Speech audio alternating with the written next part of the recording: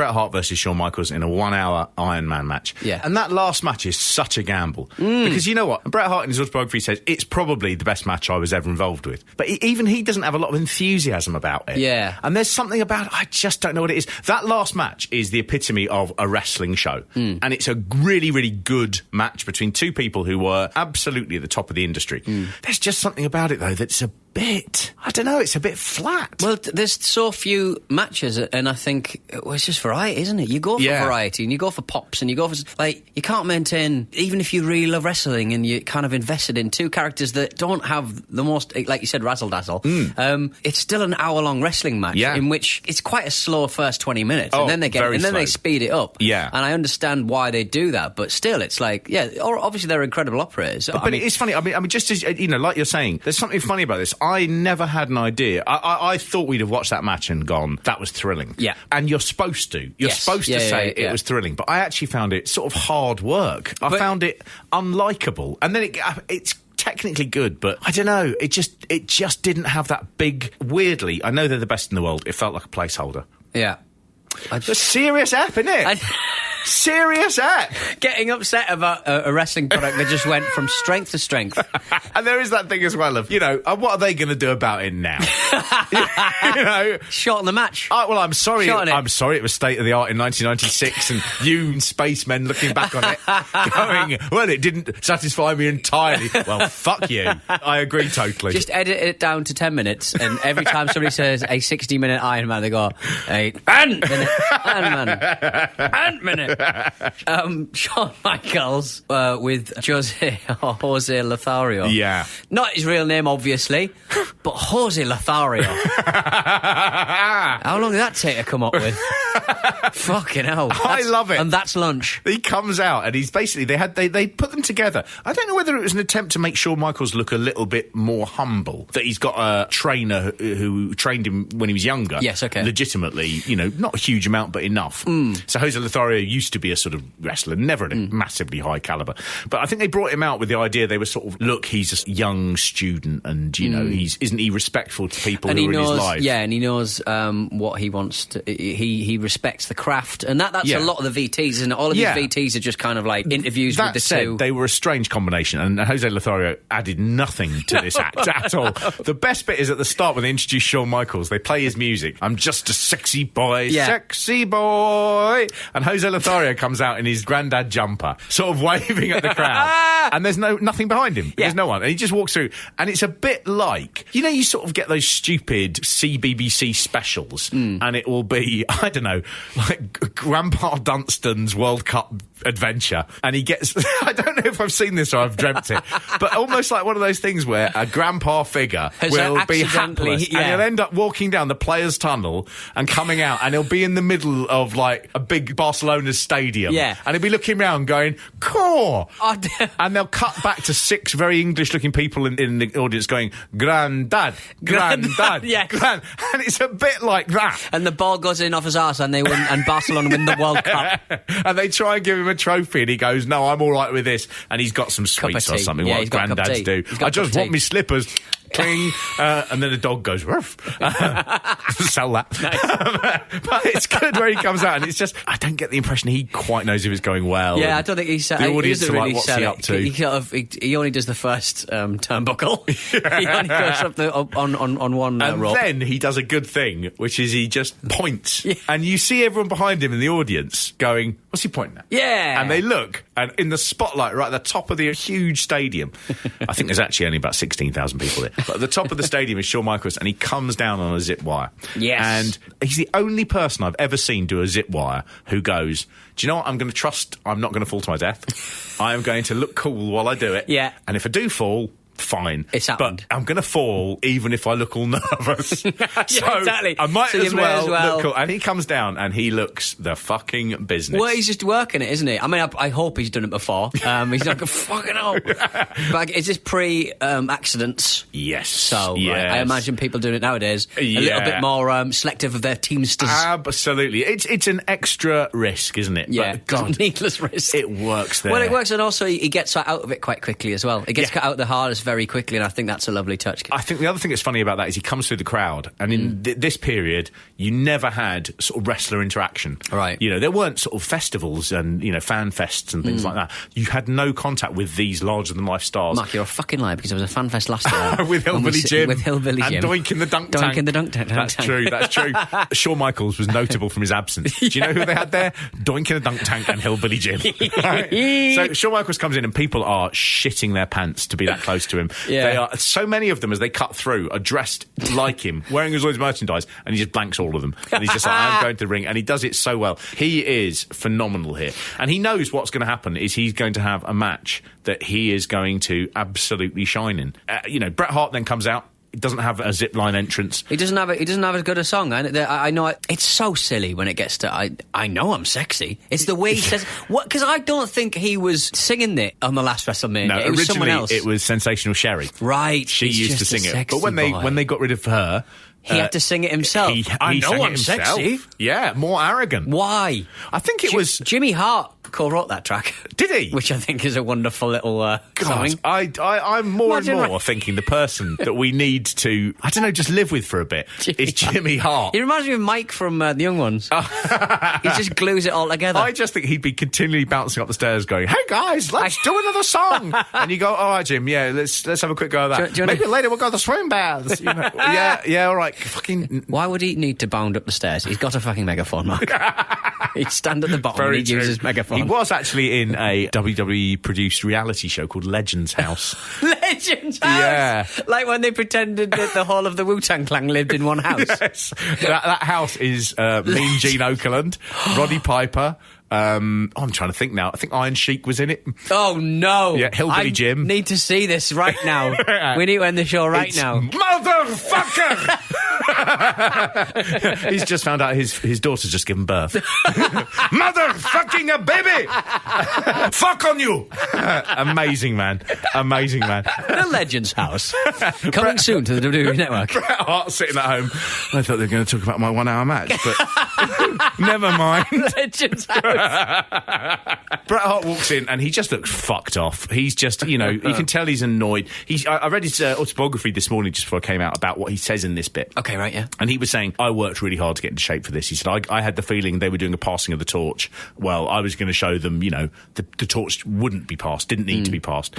And he trained really, really hard for this. He just was the fucking cardio alone to do a 1 hour match. An hour, you know. He was 8 years older than Shawn Michaels, so he really sort of felt, okay, I've got to do this. And, you know, he really goes. He does not let up at any point. In the book, he criticises Shawn Michaels saying, he actually runs out of energy. Right. He potatoes and gives him stiff shots the entire time. And I think that's also, they look back on it, and you'd look at like the match he has next WrestleMania with Steve Austin, where you'd go, that's a really hard-hitting match. And Bret Hart would go, yeah, it was hard-hitting and it was great. This one, because he hates Shawn Michaels still, he's going, yeah, he's really hit me hard all the time and he's really, you know, bad. And then he got tired and I had to carry him. He's just like wet rags. And it's really sort of like, oh, mate. But it's a funny thing with the Iron Man match. You can't get really excited until it's getting into the last minutes because you know it's not going to end. Yes. So you know you've got to be there until the end for it to mean anything. Yeah. There's a funny thing about this. This one goes with no falls, which was, I think, a really, really bold move. I think it's a really clever way. If you hadn't have done it here, someone else would have done it and everyone would have gone, what a brilliant idea. So they do the whole hour and nobody manages to get a pinfall or a submission. Right, yeah. So in an Iron Man match, every single Iron Man match they've done in the WWE since, there have been at least 7 pinfalls or submissions within the time period. Yeah. And the reason for that is it keeps you entertained. Well, this one, they just hold off. And it just makes it, I think people are just going, when's it going to get closer to time? Yeah, when's it going to get closer to someone submitting? Yeah, and you have that funny thing about if you do pin someone within the first 20 minutes and then the other person pins you, then it's back on that thing and you're fighting again. And it does give a sort of beat. And I actually think it's a bolder thing to just go, what if we could just fight forever without ever finishing? I think it's great. It picks up where the ring announcer Tony Chimmel is sitting in a chair, Bret Hart falls on him, and then Shawn Michaels does a super kick. Bret Hart leaves. It's perfect timing. But Jesus Christ, does that kick really rocket into Tony Chimmel's face? Because he wouldn't have seen. Hart is in the way. He's in the way. First thing he sees is the foot. He must have thought, did Bret Hart's head hit me? The back of his head hit me. There's no time to work out what's going on. And they wheel him off on a stretcher, and it all carries on. And at that point, the audience are like, this is something special. I'm enjoying this, you know. There's a funny thing. They were trying to go here. We're getting rid of all the razzmatazz and all the silly gimmicks. Will wrestling work? And at the start, you see Stu Hart, who is Bret's dad, who is sitting at ringside next to classy Freddie Blassie. And they brought back two of these old wrestling legends. And these guys, if you'd brought them back last year, they'd have gone, God, this is awful and shit. This year, they would have gone, that was really impressive. That was great. Yeah. So there is an attempt to sort of make it just, you know, wrestling again. I think Bret's kid is in the crowd. That's right. I think his name is Blade. And yes, Blade. And he's spotted singing the sexy song. He's singing the other wrestler's song. That's great. Which I think is lovely. There is a bit at the end where Shawn Michaels goes out and he sort of ruffles the kid's hair and gives him a shaking hand, and the kid is just smiling. And if you're Bret Hart again, you just go, I hate this fucking guy, Shawn Michaels, and look how much kids love him. and they've just seen him beat up their dad, and they're going, you're the coolest. You know, oh, Shawn, you naughty boy. Great to see Gorilla Monsoon back on. Now, when he comes in and informs the official that there has to be a winner, will you not stop this match?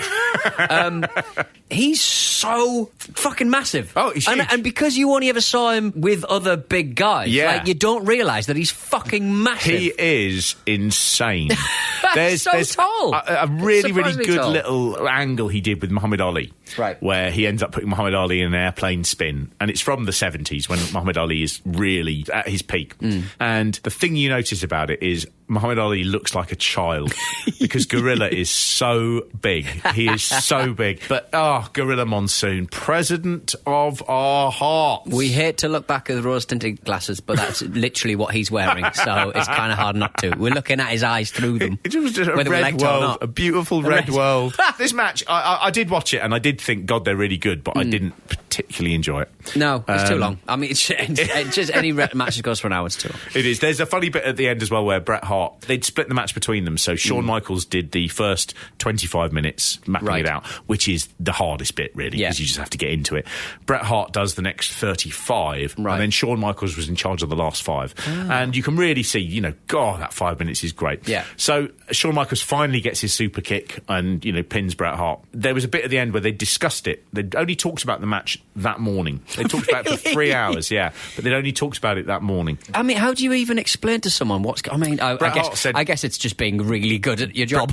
Bret Hart said everything that they talked about and mapped out, he said neither of us forgot a single thing. They were at the peak of their powers. Yeah. It is an amazing achievement, that match. Like, it's impossible to watch it without going, well, you can't end this until an hour's up. Yeah. So there's no chance of you going, what's going to happen? Because you go, well, I've got to be here another... And there's a countdown as well. Oh, another 42 minutes. Well, that's, again, back to the sports entertainment thing. That looked really sportsy. Yes, having the little countdown. Having the countdown and the score of... And the initials and stuff. Yeah. And also a good swerve, because they know they're not going to have to use it. Yeah. But they've put it in anyway. Yeah. Cleverly done.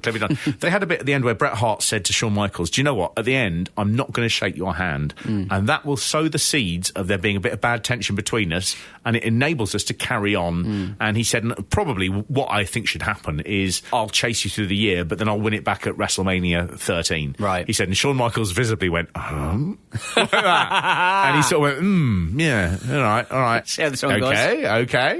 So Bret doesn't shake his hand in the ring. Right. And then Shawn Michaels, apparently when they finished, when he'd actually pinned him, Shawn Michaels had just turned and said, this is my moment, get the fuck out of the ring. So Bret Hart had walked off. Shawn Michaels, he goes around, he shakes Hart's kid, Bret Hart's dad, he goes and shakes his hand. Anyway, Bret, he wakes up the next morning and Owen Hart says, oh, Shawn Michaels is really upset with you. He says, what's going on? He said, you just walked out without shaking his hand. And he's really upset. And they said, but that's what we agreed. And he was like, that's not what Shawn says. So even when he beats him in front of all those people, Shawn Michaels goes, I've got another little one up over the It Man coming up. Little something. Yeah. Isn't it weird that, like, even after an hour's worth of wrestling where you're both giving your fucking all, that you planned that morning, you come out and still have the energy to fuck someone else over. Here's my... Both professionally and privately. Are you going to finish the match with your finishing move? Yes, I am. And then I'm going to do another finishing move. Nice. We're going to find out just how good Shawn Michaels is. That's what Brett says. I'll tell you, Shawn was easily the best I ever had. Shawn was easily the best. We just clicked. Everything we did was just perfect. Nobody has topped him. Oh. That was Sunny talking about having sex with wrestlers. She also says he was above average in size, but he was not her boy toy when it came to oral. Where's this come from? It was Why above no? average. The It's only not thing the with end to Shawn, the he show. wasn't too much into oral. He was more into sex, not oral. In Sonny's opinion, the master of oral is Chris Masters, but he only gets the silver medal overall. I got off with Shawn every single time. The difference is we had that chemistry. But as far as oral goes, Chris every single time without fail. That's from an interview with Sonny from a few years ago. What happens after this WrestleMania is the world explodes of wrestling. In an orgasm, an oral-tinged orgasm. We get the Monday Night Wars. In October, on WWF programming, everything's also getting a bit real. So Bret Hart gets really annoyed that Shawn Michaels has done Playgirl magazine with the WWF title. And he comes out on stage and said, it's not girls reading that magazine, you know. And Shawn Michaels responds... Why is everyone having a go at the gay men? By saying... Essentially, he sort of says, Bret Hart, you sleep with women on the road. That was his biggest zinger. And we understand, Mr. Michaels, you are considering joining us for color commentary during the Bret Hart Vader match. Oh, I wouldn't miss that for anything in the world. I'm going to be right there, right next to you, Ben, man. Watch it. You're not going to interfere, though, are you? No, me? I gave my word once before, and I give you my word now. I wouldn't dare interfere in a Bret Hart match. Thank you very much. Shawn Michaels and Company.